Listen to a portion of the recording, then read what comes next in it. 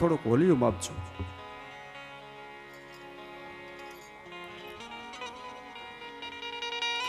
ચંદન લલાટને શીતળતા આપે છે, જ્યારે વંદન છે એ હૃદયને શીતળતા આપે છે.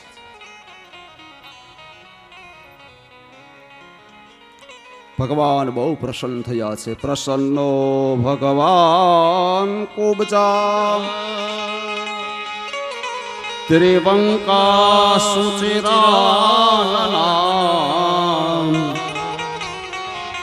રોજવે કરતો મનશ્ચક્રે દર્શયન દર્શને ફલમ પદાભ્યામ આક્રમ્યમાત પ્રદદે દ્વયંગુલઃ તાનુપાણિના પ્રગૃહ્ય ચબુકે ધ્યાત્મ મદનેન મદોચ્યુતુ મુકુંદ સ્પર્શનાદ સદ્યો બભુવઃ પ્રમદોત્તમઃ તતો રૂપગણેર્દાર્ય સંપન્ના પ્રાહ કેશવમ. પ્રસન્નો ભગવાન કુબ્જા. ભગવાન કુબ્જા ઉપર પ્રસન્ન થયા અને શું કર્યું? કુબ્જાના ચરણ ઉપર ભગવાને પોતાના ચરણ પધરાવ્યા. એક હાથથી ગરદન ઝાલી, બે આંગળે ગરદનથી નીચે ભરાવી અને કુબ્જાને ભગવાને ખેંચી છે. દ્વયાંગુલય, બે આંગળીથી આમ દાઢી નીચે આંગળી રાખીને કુબ્જાને ખેંચી. જે તેડી હતી કુબ્જા એ રૂપ સુંદરી બની ગઈ. અને ભગવાન બોલ્યા કે મેં જેને જે નામથી બોલાવ્યા એનામાં એ ગુણ હોવો જ જોઈએ. મેં તને રૂપ સુંદરી કહીને બોલાવી છે, તો તને સુંદર રૂપ પ્રાપ્ત થાવ. અને ભગવાનની કૃપાથી મુકુંદ સ્પર્શનાદ સદ્યો, ભગવાનના સ્પર્શ માત્રથી કુબ્જા સુંદરી બની છે. ભગવાનને પ્રાર્થના કરી છે, પ્રભુ મારા મહેલે આવો. ભગવાન કહે અત્યારે નહીં, જે કામ પ્રથમ કરવા આવ્યો છું એ પ્રથમ કરો, પણ હું તને વચન આપું છું, હું જરૂર તારા મહેલે આવીશ. ત્યાર પછી ભગવાન આગળ જાય છે. જે ધનુષ્યનો યજ્ઞ યોજ્યો છે, વેદિકા ઉપર રહેલા ધનુષ્યને ભગવાને ઉઠાવ્યો અને લઈને બે ટુકડા કર્યા. ધનુષ્ય ભંગ થયો. કંસના જે સેવકો હતા એ ભગવાનને મારવા આવે છે અને ભગવાને અને એક દાઉજી મહારાજે ધનુષ્યના ટુકડા લઈ કંસના સેવકોનો સંહાર કર્યો. જે કોઈ બચા એને જઈ અને કંસને વાત કરી કે મહારાજ, જે ધનુષ્યનો યજ્ઞ કરવાનો છે એ ધનુષ્ય કૃષ્ણએ આવીને તોડ્યું છે. ધનુષ્ય તૂટવાના વાત સાંભળીને અંદરથી કંસ ધ્રુજી ગયો, પણ પોતાના સૈન્ય અને સેવકો હિંમત ના હારે એટલે કહે, ભાઈ ધનુષ્ય તો તૂટા કરે, એની ચિંતા ન કરો, પણ આપણી યોજના પ્રમાણે કુવળી આપી રાખીને તૈયાર રાખો અને હમણાં હું એ બંને ભાઈઓને બોલાવું છું. આ તરફ બંને ભાઈઓ નંદ બાબાના શરણે આવ્યા. થોડી વાર થઈને કંસનો સેવકે આવીને કીધું, બાબા આવો, રંગમંચમાં તમારી પ્રતીક્ષા થઈ રહી છે. બંને ભાઈઓ ગોપ બાળકો એમને લઈ અને નંદ બાબા રંગમંચની અંદર પધાર્યા છે.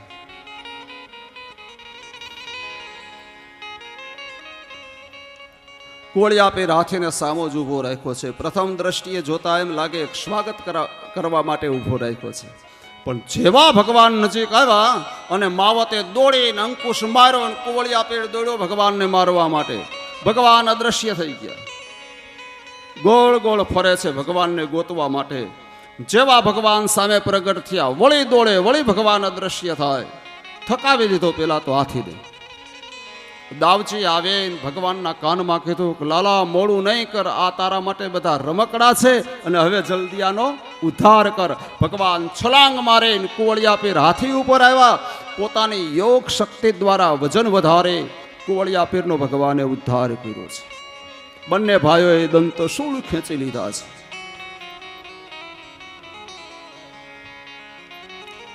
રંગમંચમાં પ્રવેશ થયો. ભગવાનના નામનો ગોપ બાળકોએ જય ઘોષ કર્યો છે. સૌના આસન ગ્રહણ કરીને સૌ બેઠા છે. 52 પગથિયાનો ઊંચો મંચ બનાવ્યો છે અને ત્યાં કંસ હાથમાં ખડગ લઈને બેઠો છે. જેવા ભગવાન અંદર પ્રવેશ કરે અને આસન ગ્રહણ કર્યું અને કંસે ઘોષણા કરી કે મલયુદ્ધનો પ્રારંભ કરો. હા, પર્વત જેવા જેના શરીર છે એવા સલ અને તોસલ નામના યોદ્ધાઓ આવ્યા અને એની સામે દાવજી અને કૃષ્ણ ઉતર્યા છે. સાવ નાના નાના બંને ભાઈઓ, આ વિશાળ કાય મોટા રાક્ષસો.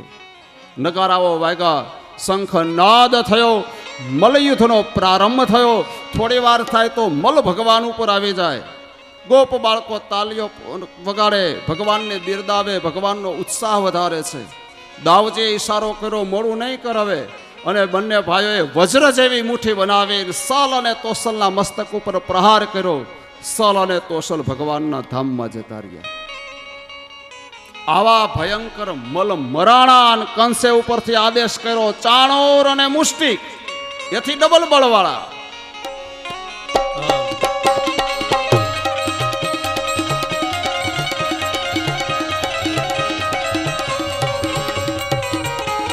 ભયંકર મલયુદ્ધનો પ્રારંભ થયો. જે હાલત સલ અને તોસલની થઈ એ જ હાલત ભગવાને ચાણૂર અને મુષ્ટિકની કરી. કંસના 4 સેવકો મરાણા. કંસ ઉભો થયો, હાથમાં ખડગ લઈને મારી નાખો બોલે. ભગવાને દાવજીને કીધું, મોટા ભાઈ નીચે રહેજો, મામાને જરા મળતો આવો. અને ભગવાન ઉભા હતા, ત્યાંથી જ ભગવાને છલાંગ મારી અને સીધા જ 52 પગથિયાના ઉપર મંચ ઉપર ભગવાન નીચે ઝૂક્યા છે. કંસને એમ થયું ભાણીઓ સુધરી ગયો, પગે લાગવા આવ્યો લાગે, નીચા નહીં માન. જેવા ભગવાન નીચે નહીં માન, કંસના 2 પગ પકડ્યા ભગવાને અને આકાશમાં કંસનો કર્યો ઘા. અને કંસ જમીન ઉપર પડ્યા અને એની સાથે જ ભગવાન કંસની છાતી ઉપર પોતાના વજ્ર જેવા હાથ બનાવી કંસની ગરદન પકડી પ્રભુએ. પાપી, મારા 6 ભાઈના હત્યારા, મારા મા બાપને કારાવાસની અંદર પૂરનાર હે દુષ્ટ, આજ તારો કાળ બહેનો તને છોડીશ નહીં. અને જોરથી કંસની ગરદન દબાવી અને દબાવતાની સાથે ગતઃપ્રા આંખ અને જીભ કંસના બહાર નીકળી ગયા છે. કંસ મરાયો અને મથુરાના નર નારીના મુખમાંથી અવાજ નીકળ્યો, પાપ.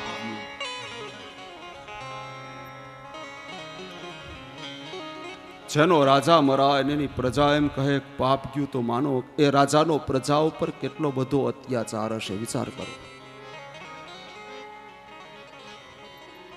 કંસ મરાયો.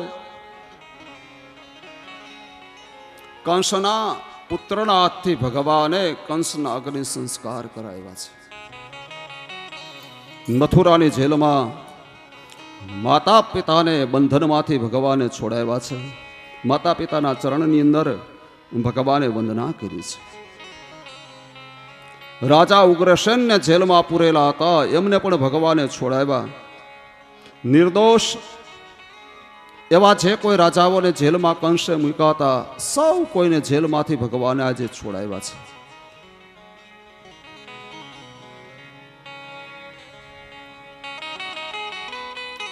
માતા પિતાના ચરણમાં વંદના કરી છે. આજ 11 વર્ષ અને 52 દિવસ પછી મા દેવકીને પોતાના લાલના દર્શન થયા છે. હૃદયમાંથી વાત્સલ્ય ભાવ પ્રગટ થયો છે. આંખમાંથી અશ્રુઓની ધારા વહેવા લાગી છે. માતરં પિતરં વૃદ્ધં ભાર્યા સાધવે સુતં શિશું ગુરો વિપ્રમ પ્રપંચ કલ્પો વિપ્રવત્સન્મૃતઃ. માતા પિતા વૃદ્ધ સૌને પ્રભુ મળ્યા છે. મથુરાના નર નારીઓને લોકોના હૃદય પુલકિત બન્યા છે. ભગવાન કંસની પત્ની અસ્તિ અને પ્રાપ્તિ પાસે જાય છે એમને પણ આશ્વાસન આપે છે. મોહિતાવંકમારોપ્ય પરિસ્વજાત પતુર્મુદમ સિંચંતા સુધારભેષેહ પાશન ચાવૃતો. ભગવાન મથુરામાં રોકાયા છે. થોડા દિવસ થયા. આજ ભગવાન નંદ બાબાને એમ કહે છે, બાબા તમે હવે ગોકુળ જાઓ. તમે ગોકુળ જાઓ એ વાત આવી. નંદ બાબા ભગવાનને કહે છે, ગોપાલ તું નથી આવતો બેટા? બાબા કંસ મરાયા છે અને કંસના જે મિત્ર રાજા છે એ ક્યારે મથુરા ઉપર ચડાઈ કરે એ કાંઈ નક્કી નથી. તો મથુરાની રક્ષા માટે થઈને મારે મથુરા રોકાવું પડશે. પણ બાબા આપ જાઓ.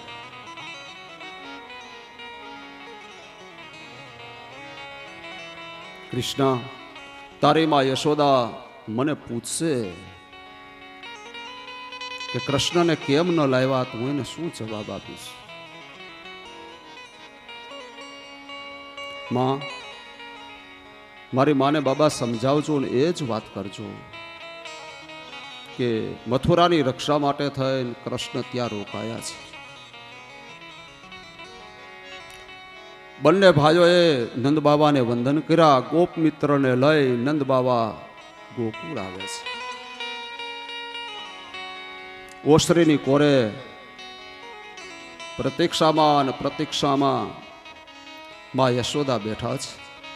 જ્યારથી ભગવાન ગયા છે ત્યારથી માએ અન્ન નથી લીધું. હમણાં કૃષ્ણ આવશે, હમણાં કૃષ્ણ આવશે. રથ આંગણામાં આવીને ઉભો. યશોદાને એમ કે કૃષ્ણ આવી ગયા છે. દોડે છે.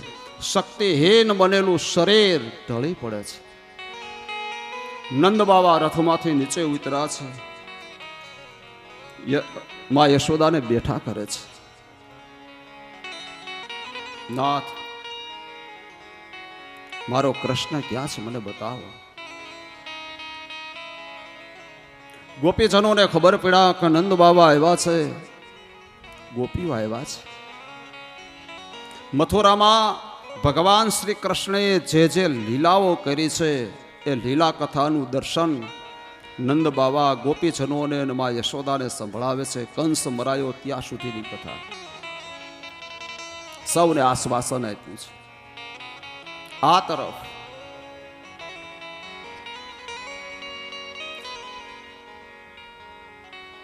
વસુદેવ અને દેવકીજી ભગવાનને એમ કહે છે, કૃષ્ણ હવે તમારી ઉંમર થઈ છે ભાઈ, તમે વિદ્યાભ્યાસ માટે ગુરુકુળ જાઓ. હા બાબા, હા માં, આપ જ્યારે કહેશો ત્યારે અમે જઈશું. સારું મુહૂર્ત જોવામાં આવ્યું છે અને એ શુભ મુહૂર્તે દાવજી અને ભગવાન શ્રી કૃષ્ણ રથમાં બેસી ઉજ્જૈન નગરીમાં ક્ષિપ્રા નદીના કિનારે કે જ્યાં સાંદીપની ઋષિનો આશ્રમ છે ત્યાં વિદ્યાભ્યાસ કરવા માટે આવ્યા છે.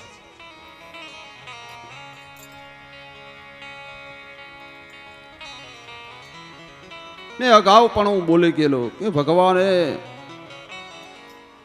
વિદ્યાભ્યાસ કરવા માટે જવાનું ન હોય પણ જગતને ઉપદેશ આપવા માટે પ્રભુએ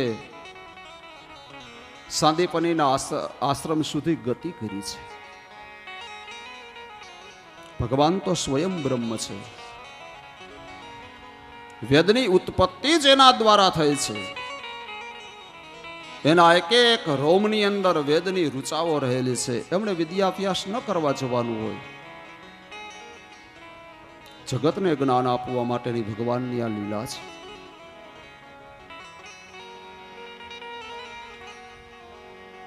ગુરુકુળમાં રહે ગુરુજીની સેવા કરી, ગાયોની સેવા કરી છે. રોજનો નિયમ છે સવારમાં બ્રહ્મ મુહૂર્તમાં જાગવું, સ્નાનથી પરવારે સંધ્યાદિક કર્મ કરે અને ગાયોની ગૌશાળામાં જઈને સેવા કરવાની, ગૌ દોહન કરવાનું, ગાયના છાણ એકત્રિત કરવાના, ગુરુજીની જે ગૌશાળા છે એ ગાયના છાણથી લીપવાની, ઉપર સુંદર મજાની કલાત્મક રંગોળી કરવાની. ગુરુજી યજ્ઞશાળામાં પધારે તો જે સમિધ જોઈએ એ સમિધ યજ્ઞની કુંડ બાજુમાં રાખીને બેસવાનું. ગુરુજીને યજ્ઞ કાર્યમાં મદદ કરવાની છે. યજ્ઞ કાર્ય પરિપૂર્ણ થાય એટલે વેદારંભ ચાલુ થાય, વેદનું અધ્યયન. મધ્યાહનનો સમય થાય, પ્રસાદ આરોગી થોડી વાર માટે વિશ્રાંતિ લઈ ગૌશાળાની ગાયોને છોડી ગાયો લઈ અને ભગવાન મિત્રોને સાથે જંગલમાં આવે છે ગાયો ચરાવવા માટે. ગાયો ચરતી હોય એ દરમિયાન ગુરુજી આપેલા વેદ મંત્રને મુખપાઠ કરે છે, કંદ મૂળ ફળ બધું એકત્રિત કરે છે. સાંજનો સમય થાય, ગાયોને લઈને ફરી પાછા આશ્રમમાં ગાયોની સેવા, ગવદોહન. રાત્રિ પ્રસાદ લીધા પછી ગુરુના ચરણની સેવા કરે છે. આ ભગવાનનો નિત્યનો ક્રમ છે. વિદ્યાકાળ પરિપૂર્ણ થયો છે. સાંદીપની ઋષિ ભગવાનને કહે છે, કૃષ્ણ, વિદ્યાકાળ પરિપૂર્ણ થયો ને હવે તમે મથુરા જાઓ. ગુરુજીને ગુરુ દક્ષિણા આપવી જોઈએ. ભગવાને ગુરુ દક્ષિણાની વાત કરી, સાંદીપની ઋષિ ના પાડે છે. ત્યારે ગુરુ પત્નીએ માગ્યું કે મારો જે એકનો એક પુત્ર મરી ગયો છે મને એ લાવી આપો. ભગવાન શંખચૂડ દૈત્યને મારી એનો ઉદ્ધાર કરી ગુરુપુત્રના આત્માને લાવી ગુરુ પત્નીને સોંપ્યો છે ગુરુ દક્ષિણામાં. ભગવાન બંને ભાઈઓ મથુરાની અંદર આવ્યા છે. થોડા દિવસ થયા છે. ભગવાન રહે છે મથુરા, પણ પોતાનું મન તો ગોકુળમાં છે, શરીરથી મથુરામાં છે. માયા આજે ભોજન પીરશું, પ્રભુ ભોજન જમી નથી શક્યા, બહુ રડ્યા છે.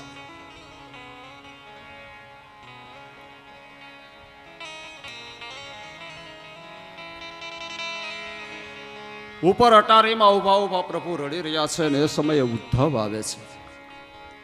નીચે માં દેવકી રડે છે. ભગવાને દેવકીજીને ઉદ્ધવે દેવકીજીને પૂછ્યું છે, માં કેમ રડે છે, શું થયું?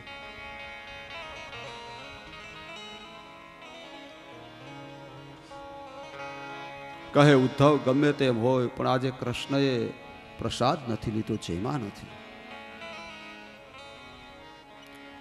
ઉદ્ધવજી આવે છે મથુરાની રાજમહેલની અટારીમાં, જુએ છે ભગવાનની દ્રષ્ટિ ગોકુળ તરફ છે, આંખમાંથી પાણી પડી રહ્યા છે.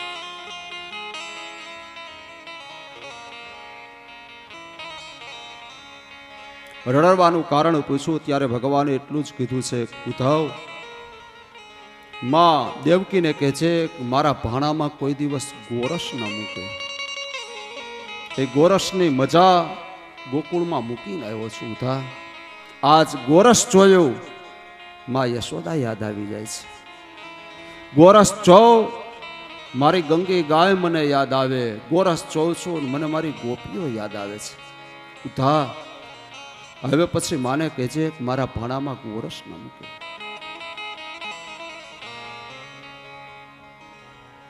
અને આજ ભગવાન ઉદ્ધવને કહે છે, ઉદ્ધવ જા, મથુરા જાય અને ગોપીઓને મારો સંદેશ આપ. ગચ્છવોધૌ વ્રજઃ સૌમ્ય પિત્રોર્નો પ્રીતિમાવહ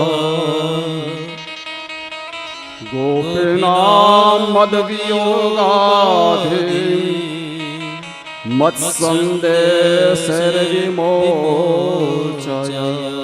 ગચ્છવોધૌ વ્રજઃ સૌમ્ય. હે વધાવ જાઓ વ્રજની અંદર. મારું વ્રજ કેવું છે? અતિ સૌમ્ય છે, અતિ સુંદર છે.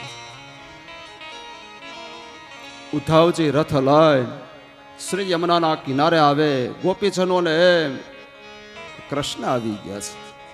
ઉદ્ધવજી થોડા ભગવાન જેવા દેખાય છે, શ્યામ છે, ભગવાન જેવો રથ છે, પીરું પિતાંબર પહેર્યું છે. એટલે ગોપીને એમ કે કૃષ્ણ આવ્યા. ગોપીજનો દોડ્યા છે. જોવે ત્યાં તો ઉદ્ધવ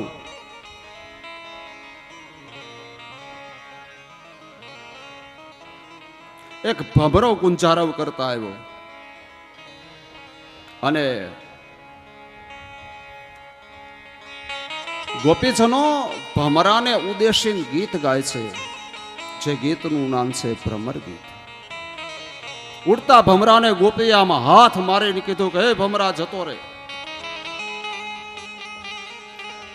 તું અને અમારો કૃષ્ણ બંને સરખા છો.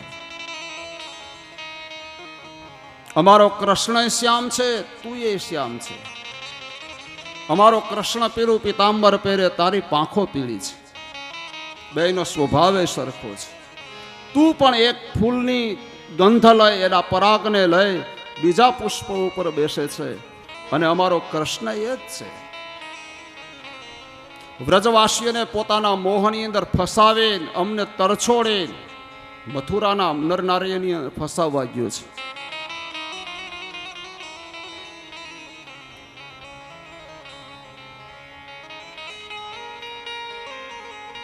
ભગવાનના વિયોગથી ગોપીજનો જ્યારે રડ્યા છે, ત્યારે ઉદ્ધવ જ્ઞાનની વાતો કરવા લાગ્યો છે.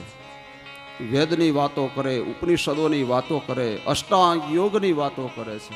ત્યારે એ વ્રજની અભણ ગોપીઓએ ઉદ્ધવને બહુ સારા શબ્દોમાં પરખાવ્યું કે હે ઉદ્ધવ, આ તારા જ્ઞાનના પડીકા છે ને મથુરાજન ખોલજે. આ તો પ્રેમ નગરી છે, અને કૃષ્ણ પ્રેમ કેવો છે ને તારે જોવું છે.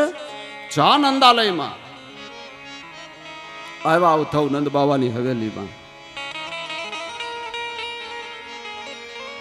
માં યશોદાને નંદ બાવાને મળે, ગોપીજનો આવ્યા, સૌને મળે, પ્રભુનો સંદેશ આપે છે.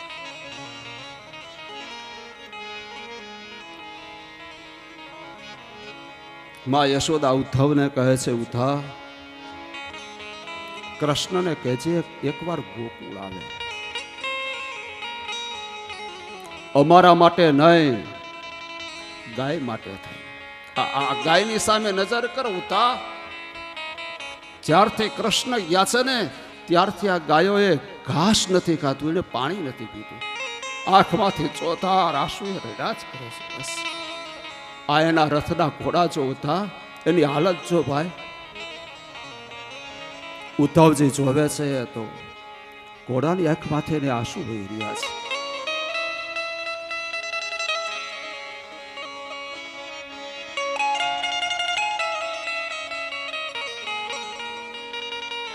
ઉદ્ધવજી માં યશોદાને નંદને એમ કહે છે, બાબા માં થોડા દિવસ તમે મથુરા આવો ને,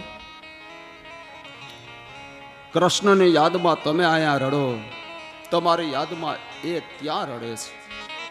માં થોડા દિવસ મથુરા આવો ને તો તમને સારું લાગશે, કૃષ્ણને ગમશે. ત્યારે નંદ અને યશોદાએ બહુ સારો જવાબ આપ્યો છે, ઉદ્ધવ ભાઈ તું તો મથુરાની વાત કરે છે ને, પણ સાક્ષાત બ્રહ્માજી આવીને અમને એમ કહે, નંદ યશોદા મારા બ્રહ્મલોકમાં આવો, તો એ બ્રહ્મલોક અમારે ન જોઈએ. વિષ્ણુ આવે ને વૈકુંઠ આવવાની વાત કરે, તે વૈકુંઠ પણ અમારે ન જોઈએ. હે ઉદ્ધવ 11 વર્ષ અને 52 દિવસ સુધી જે વ્રજની અંદર, જે વ્રજ રજમાં ભગવાન કૃષ્ણ રમ્યા છે, આ વ્રજમાં જ કૃષ્ણ કૃષ્ણ કરતા અમારું શરીર છૂટી જાય. બસ નથી હવે કોઈ ઈચ્છાઓ, નથી કોઈ આશાઓ, નથી અરમાનો. એક જ ઈચ્છા છે, આ વ્રજ રજમાં અમારી કાયા વિરામ પામે. બસ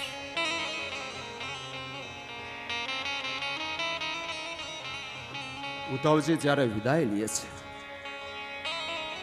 ગોપીઓએ કાંઈ ને કાંઈ ભેટ પદાર્થો ઉદ્ધવને આપ્યા છે. લે ઉદ્ધવ કૃષ્ણને કહેજે તારી ગોપીઓએ આ ભેટ મોકલી છે. છલે માં યશોદા એક મટુકીની અંદર ગોરસ પધરાયું છે, ઉપર વસ્ત્ર ઢાંક્યું છે. ઉદ્ધવને મટુકી આપે છે. ઉદ્ધવ, આ મટુકી લઈ જાજે અને કૃષ્ણને કહેજે તારી માયા મૂકી છે. ઉદ્ધાને સંભાળીને લઈ જાજે. ઓ ભાઈ નંદવાઈને એનું ખાસ ખ્યાલ રાખજે. આમાં ગોરસ નથી, મારો પ્રાણ ભરીને મોકલું છું. આહા, ઉદ્ધવ પુલકિત બની ગયો છે, ધન્ય બની ગયો. અને ઉદ્ધવના મુખમાંથી શબ્દ નીકળ્યા છે, ધન્ય છે વ્રજવાસીઓ, ધન્ય છે તમે. જે જ્ઞાની હતો એ ઉદ્ધવ આજ ભગવદ પ્રેમી બની ગયો, ભગવાનનો ભક્ત થઈ ગયો. પ્રેમની દીક્ષા લઈને ગોકુળમાંથી વિદાય થયા છે. ઉદ્ધવ આવ્યા મથુરામાં, પ્રભુને મળે છે. ગોપીઓ આપેલી ભેટ ઉદ્ધવજી ભગવાનને સોંપે છે. છેલ્લે માએ આપેલી ગોરસ ભરેલી મટુકી આપી છે. ઉદ્ધવ કહે, ગોપાલ, આ માની ભેટ છે, મા યશોદાએ તારા માટે મૂકી છે. ઉપરથી આ વસ્ત્ર હટાયું, અંદર નજર કરે, ગોરસ જોયું છે. આહા, એ ગોરસની મટુકી આજ મસ્તક ઉપર પધરાવી કૃષ્ણ નાચ્યો છે. બાપ નાચે રડે, નાચે છે, રડ્યા જાય છે. ઉધા, ગોરસ નહીં, આજ મને મારી માં યશોદા મળી ગઈ છે.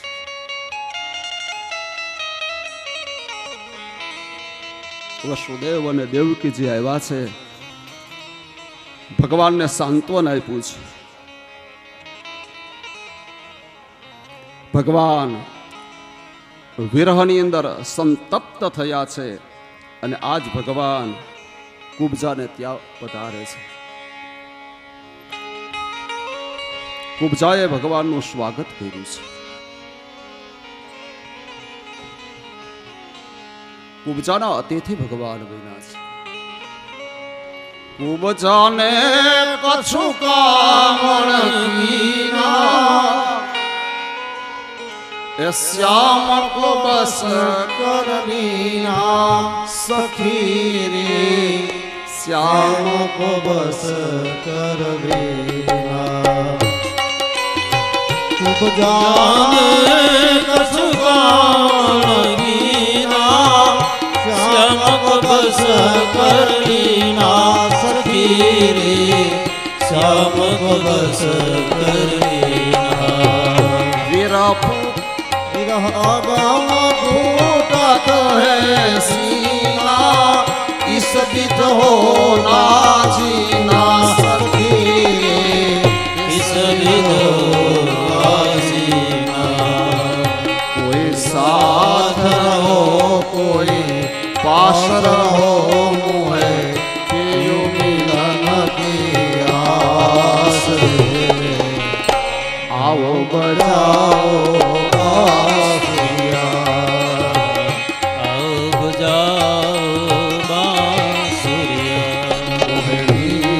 नहीं मोहे चैन नहीं गए, श्याम कुबजा पास रे. आओ बजाओ बांसुरिया.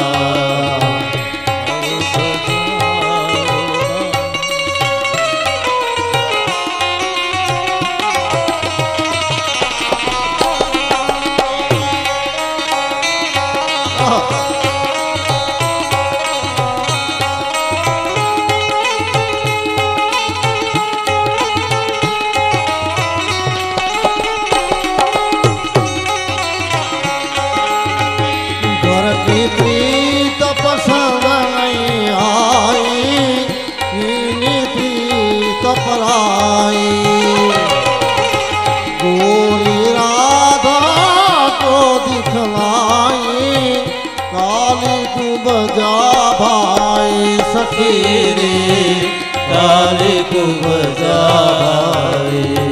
आनंद सागर नटवर नागर, मैं हूँ शरण के दास रे.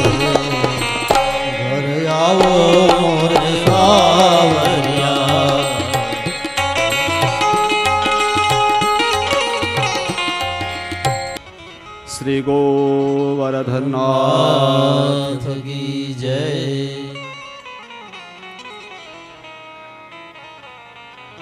દસમ સ્કંધ પૂર્વાર્ધ એની કથા અહીંયા વિરામ પામે છે અને ઉત્તરાર્ધની કથાનો પ્રારંભ થાય છે.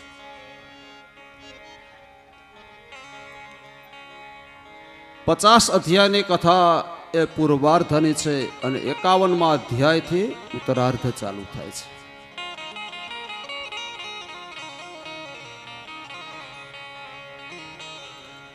જીવનું 51મું વર્ષ બેસે એટલે જીવનો પણ ઉત્તરાર્ધ ચાલુ થાય છે. અને 51 અધ્યાયની કથામાં બતાવ્યો છે કે ભાઈ હવે તમે આ પાથરવા વાળા ફડાકો રાખો તો આ રિસેસમાં કરવું જોઈએ બધું, પછી ચાલુ કથાએ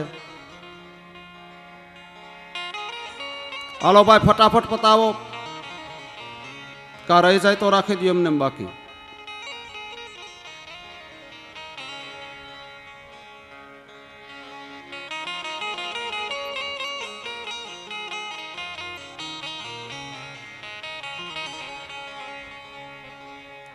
જરાસંધની સેના મથુરાને ફરતી ઘેરી લે છે. જરાસંધ એટલે વૃદ્ધાવસ્થા, સંધ એટલે સમૂહ. 51મું વર્ષ બેસે એટલે જરાસંધની સેના આ દેહરૂપી મથુરાને ઘેરે છે.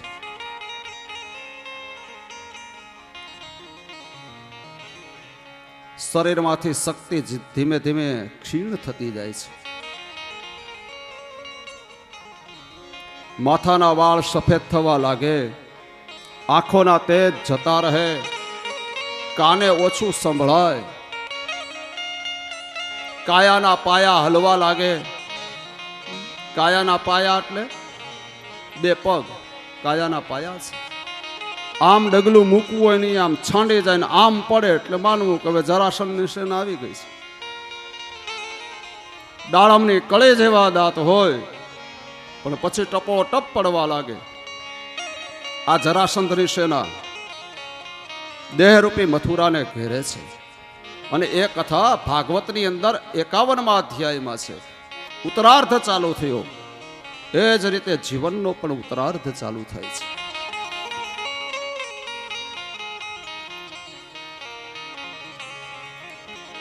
સત્તર વખત જરાસંઘ મથુરાની ઉપર આક્રમણ કરે છે, ચડાઈ કરે છે. 18મી વખત પોતાના મિત્ર કાલ યવનને લઈને આવ્યો અને ભગવાને વિચાર કર્યો કે હવે મથુરા ખાલી કરવી પડશે.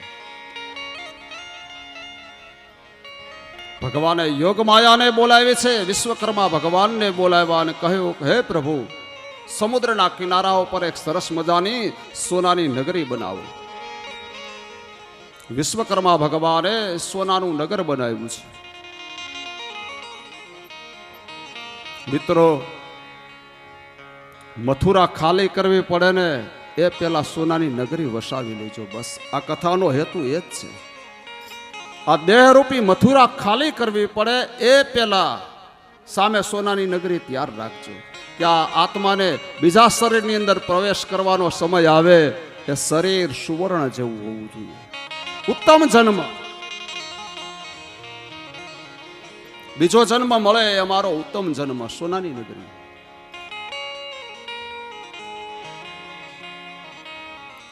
રાત્રિના સમયે ભગવાને યોગમાયાને આદેશ કર્યો અને મથુરાના નર નારીઓ જે કોઈ સૂતા હતા એને ઊંઘમાં જ ઉઠાવ્યા. યોગમાયાએ પધરાવ્યા સોનાના નગરીના કિલ્લા પાસે. રાત્રિનો સમય છે, સૌ યાદવો સૂતા છે. ભગવાને માયાને હટાવી લીધી, યાદવો જાગ્રત થયા. અંધારું છે, દ્વાર મળતું નથી. એ કિલ્લાની જે દિવાલ હતી ને એને હાથ દઈ દઈને આટા મારે છે, ફરે છે એકાબીજાને પૂછે આનું દ્વાર ક્યાં, આનું દ્વાર ક્યાં? નગરીનું નામ પડ્યું દ્વારિકા. બોલીએ દ્વારિકા. સોનાના નગર દ્વારિકાની અંદર યાદવોનો પ્રવેશ થયો છે. વસુદેવ અને દેવકીજીએ દ્વારિકાની અંદર નિવાસ કર્યો છે. આ તરફ ભગવાન મથુરામાં બંને ભાઈઓ છે. જરાસંધ સામે આજે યુદ્ધ કરવાનું છે. બંને ભાઈઓ પગપાળા યુદ્ધના મેદાનમાં આવ્યા છે. કાલ યવને ભગવાનને જોયા અને બોલ્યો કે 17 વખત તે મારા મિત્રને પરાજય આપ્યો છે, પણ આજ હું કાલ યવન એમની સાથે છું. આજ તારો નાશ કરીશ. ભગવાન આગળ દોડવા લાગ્યા અને કાલ યવન ભગવાનની પાછળ દોડ્યો છે. ભગવાન એક પર્વતની ગુફામાં જાય છે. સૂર્યવંશના પ્રતાપી રાજા મુચકુંદ સુતા હતા. એના ઉપર પોતાનું પીળું ઉતરીય જે વસ્ત્ર હતા એ ઓઢાડીને પોતે જતા રહે છે. કાલ યવનને એમ કે કૃષ્ણ સૂઈ ગયા છે. આવે ભગવાનને લાત મારે. મુચકુંદ રાજાના આંખમાંથી ક્રોધાગ્નિ પ્રગટ થયો. કાલ યવન બળીને ભસ્મ થયો. પછી બંને ભાઈઓ પ્રવર્ષણ પર્વત ઉપર આવ્યા. જરાસંધની સેનાએ આખો પર્વત સળગાવ્યો. ભગવાન દાવજીનો હાથ ઝાલે પર્વત ઓળંગીને નીચે આવ્યા. પૂર, નગર, શહેર, ગામડાઓને વટાવતા વટાવતા ભગવાન દ્વારિકાની અંદર આવ્યા. ભગવાનનું ઉત્તમોત્તમ સ્વાગત થયું છે. શંખનાદ થયો પ્રભુનો અને સૌ દ્વારિકાવાસીઓ ભગવાનનું સ્વાગત કરે. સૌને ભગવાન મળે. બધા વડીલોને, ગુરુજનોને, બ્રાહ્મણોને ભગવાને વંદન કર્યા છે. સમય જતા વસુદેવ અને દેવકીજીએ કીધું કે હે દાવ, હવે તમે દ્વારિકાના રાજા બનો. દાવજીએ ના પાડી છે. બાબા, દ્વારિકાનું રાજ કૃષ્ણને સોંપો. ભગવાન દ્વારિકાના રાજા બન્યા. આ તરફ બંને ભાઈઓ હવે યુવાન થયા છે. દાવજી મહારાજના લગ્ન રેવતક રાજાની પુત્રી રેવતીજીની સાથે ધામધૂમથી થયા છે. અને હવે વાત આવી ભગવાનના લગ્ન.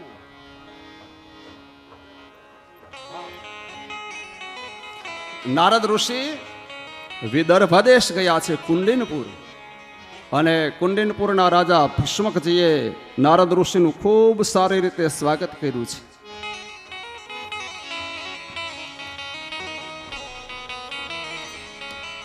ભીષ્મક રાજાની પુત્રી જેનું નામ છે રૂકમિણી, ભીષ્મક રાજાની બાજુમાં બેઠા છે. અને નારદજીએ ભગવાનના ગુણના બહુ વખાણ કર્યા કે અત્યારે આ સમયની અંદર જો યદુકુળની અંદર સર્વશ્રેષ્ઠ જો કોઈ યાદવ હોય તો એ દ્વારિકાના નાથ ભગવાન શ્રી કૃષ્ણ. ભગવાનના રૂપના, ગુણના, ઐશ્વર્યના વખાણ કર્યા. રૂક્ષ્મણીએ સાંભળ્યા છે વખાણ. રૂક્ષ્મણી મનોમન વિચાર કરે છે કે હું લગ્ન કરીશ તો એ દ્વારિકાના નાથ કૃષ્ણ સાથે, નહીતર આજીવન કુંવારી રહીશ. મનથી વરી ચૂક્યા છે.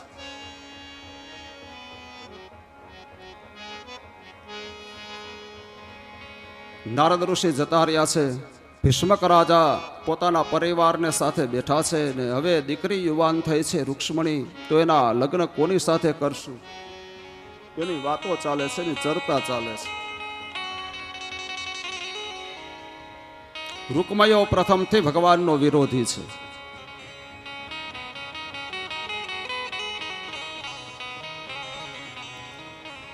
ભીષ્મક રાજાએ ભગવાન કૃષ્ણ સાથે રૂક્ષ્મણીના વિવાહની વાત કરી. રૂકમયાએ વિરોધ કર્યો છે કે કોઈ કાળે હું કૃષ્ણ સાથે બેનને નહીં પરણાવું. લગ્ન કરીશ તો શિશુપાલની સાથે જ હું બેનના લગ્ન કરીશ. દંભ ઘોષનો પુત્ર શિશુપાલ બ્રાહ્મણને બોલાવી લગ્ન પત્રિકા પણ મોકલી દીધી શિશુપાલને ત્યાં. રૂક્ષ્મણી ચિંતામાં સુદેવ નામના બ્રાહ્મણને બોલાવ્યા અને 7 શ્લોકનો પત્ર રૂક્ષ્મણીજીએ ભગવાન વિશે લખ્યો છે. શ્રુતવાન ગુણાન ભુવન સુંદર. આ રીતે હેડિંગ બાંધીને 7 શ્લોકનો પત્ર લખ્યો છે. બ્રાહ્મણને કહે મહારાજ જલ્દી જાઓ તમે દ્વારિકા. રસ્તામાં ક્યાંય ખોટી ન થતા સમુદ્ર ઓળંગીને તમારે દ્વારિકા જવાનું છે.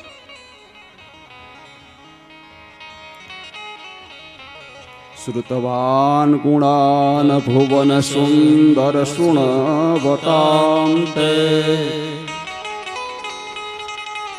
નિરવેશ્ય કર્ણ વિવરૈર્હરતોંગતાપં રૂપમ દ્રશામ દૃશિમતામ અખિલાર્થલાભમ ત્વચ્યુતા વિશતે વિતપત્રમે કાત્વા મુકુંદ મહતે કુલશીલરૂપ વિદ્યાવયો દ્રવિણધામભિરાત્મતુલ્યમ ધીરાપતે કુલવતે નવૃણીત કન્યા કાલે નૃસિંહ નરલોકમનોભિરામમ તન્મે ભવાન ખલુ વૃત્તઃ પરિરંગજાયા આત્મા પેતશ્ચ ભવતોત્ર વિભો વિધેહિ. બહુ સરસ શ્લોક છે. 7 શ્લોકનો પત્ર. બ્રાહ્મણ આવ્યા દ્વારિકાની અંદર, ભગવાને સ્વાગત કર્યું છે. પધારો પધારો ભૂદેવ પધારો, આપ આવ્યા, તમારું સ્વાગત છે.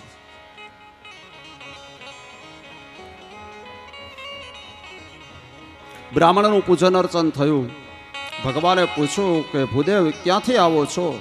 કહે કુંડિનપુરથી, વિદર્ભ દેશથી. અરે વાહ!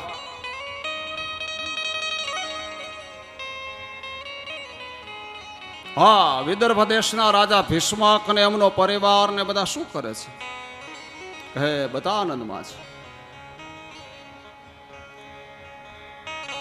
મહારાજ કોઈ તીર્થયાત્રા કરવા માટે નીકળ્યા હતા, કોઈ ખાસ કામ લઈને આવ્યા છો? શું, કેમ આવવાનું થયું?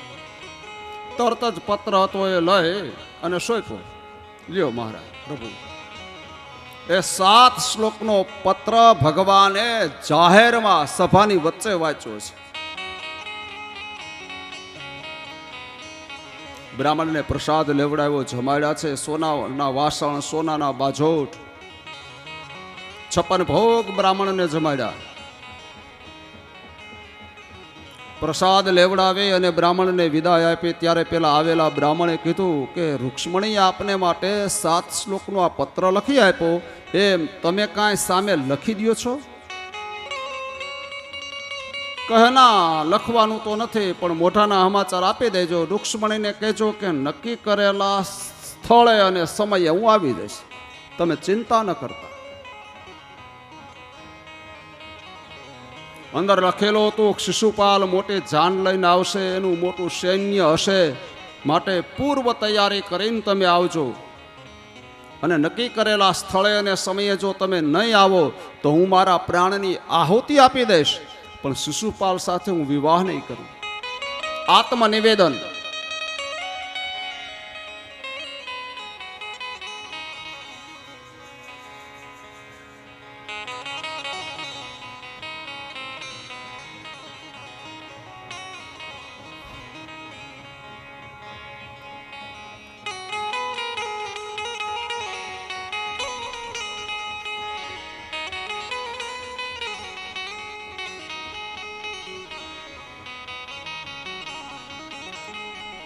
સાત શ્લોકમાં પૂર્ણ શરણાગતિ ગતે રૂક્ષ્મણીજીએ લખી છે.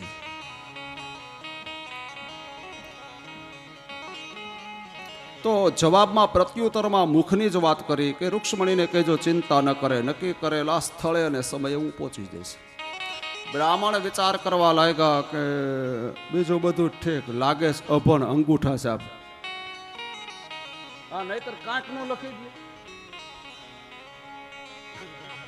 થમ્સઅપ લાગે છે, આને લખતા કઈ આવડતું નથી. આવ્યા વિદર્ભ દેશ. રૂક્ષ્મણીજી આવનાર સુદેવ બ્રાહ્મણને પૂછ્યું, ભૂદેવ મારું કામ પૂર્ણ કરીને આવ્યા? કહે હા બેન. મારો પત્ર ભગવાનના હાથમાં આપ્યો? હા આપ્યો. વાંચો એને? અરે બરોબર, બહુ સારી રીતે જાહેરમાં વાંચો. સારું. તો ભગવાને જવાબમાં શું કીધું છે? કહે ભગવાને કીધું છે કે રૂક્ષ્મણીને કહેજો ચિંતા ન કરે, નક્કી કરેલા સમય અને સ્થળે પ્રભુ આવી જશે, ચિંતા કરવાની જરૂર નથી. સારું. હવે રૂક્ષ્મણીને થોડી શાંતિ થઈ અને હવે રૂક્ષ્મણી પૂછે કે ભૂદેવ કહો ને, મારું સાસરું તમને કેવું લાગ્યું? અરે બેન, શું વખાણ કરવા, આખો દ્વારિકા સોનાનું છે. તું જ્યાં નજર નાખ ત્યાં સોનું સોનું સોનું. અમે દાદા જેની પાછળ કા લાગે ને ત્યાં સોનું વધારે. જો દ્વારિકા, અમેરિકા, આફ્રિકા, લંકા, સોનું ત્યાં બહુ છે. એક ભાઈ કહેતા હતા કે મારા ગામનું નામ છે રબારિકા, પણ તમે કયો એવું કઈ ત્યાં છે ને. મેં કહેતો તમારા ભાગ્યમાં ભાઈ, હું શું કરું?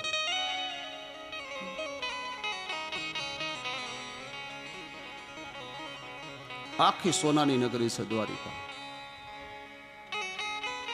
અને રૂક્ષ્મણીએ પૂછ્યું કે ભગવાનનો સ્વભાવ તમને કેવો લાગ્યો? બહુ દયાળુ છે, બહુ માયાળુ. અરે બેન, મને જમાડ્યો છે. સોનાના બાજોટ, સોનાના થાળ, સોનાના કટોરા, સોનાના કળશ, ચમચ, સોનાનું. અરે મને 56 ભોગ જમાડ્યા. મારે બાજુમાં પોતે બેસી આગ્રહ કરીને મને જમાડ્યો. રૂક્ષ્મણી કહે ભૂદેવ બીજું તમને શું લાગ્યું? કે આમ તો બહુ નહીં, પણ કે બે કામ. નહીં ગોરબાપા તમે મૂંઝાવ નહીં, તમને જે કાંઈ દેખાણું હોય ને તે કહો. શું થયું? એટલે કે આમ થોડોક કાળો ખરો. એ પધારો પધારો જાનૈયા પધારો. વાહ,